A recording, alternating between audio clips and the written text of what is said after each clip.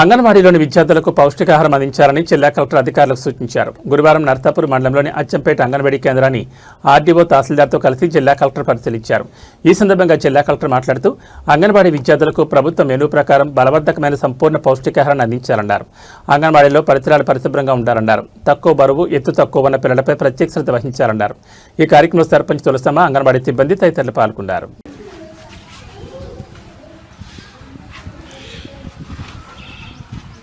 మీరు ఇవ్వాలి ఆయనకి చెప్పాలి ఏం చేయాలి ఇది ఐడియా ఉందా ఎస్ఐఆర్ గురించి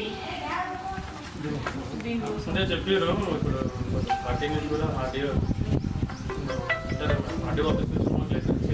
ఏం లెటర్ ఇచ్చారు? బూత్ నుంచి మమ్మల్ని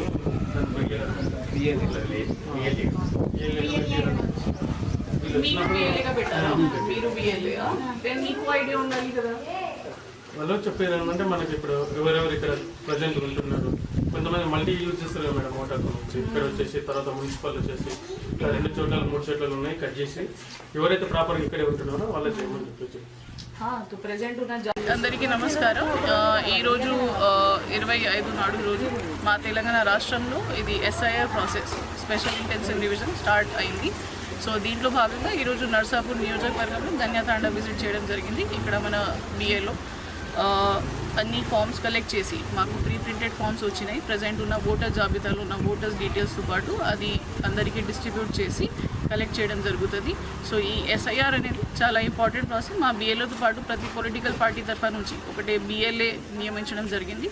వాళ్ళు కూడా ఇది ప్రాసెస్తో భాగస్వామ్యం చేస్తే అందరూ జెన్యున్ ఉన్న ఓటర్స్కి మిస్ కాకుండా ప్లస్ డూప్లికేట్ అయిన ఓటర్స్కి కూడా మనకి డీటెయిల్స్ ఇస్తే వాళ్ళకి కూడా డిలీట్ చేయడానికి అవకాశం ఉంటుంది. కాబట్టి ఈ 1 నెల మనకి అవకాశం ఇచ్చారు ఈసీఐ తరఫు నుంచి, మనకి సెంట్రల్ ఎలక్షన్ కమిషన్ తరఫు నుంచి. సో దీంట్లో భాగంగా అందరికీ రిక్వెస్ట్, మీరు పార్టిసిపేట్ చేయాలి. మీ డీటెయిల్స్ ఖచ్చితంగా మా బిఏలోకి సెకండ్ టైం రెండోసారి మీ ఇంటికి వచ్చినప్పుడు వాళ్ళకి ఫామ్ నింపినాక మీ కొత్త ఫోటో పెట్టుకొని ఒక ఐడితో పాటు సబ్మిట్ చేయాలి. ఒకవేళ మీరు మిస్ అయినా ఉంటే 3rd విజిట్లో కూడా బిఏలోకి ఇవ్వాలి. ఒకవేళ మీరు ఊర్లో లేకుండా ఉంటే, మీ ఇంట్లో లేకుండా ఉంటే మీరు ఆన్లైన్ కూడా దీనికి ఎన్యూమరేట్ చేసుకోవచ్చు.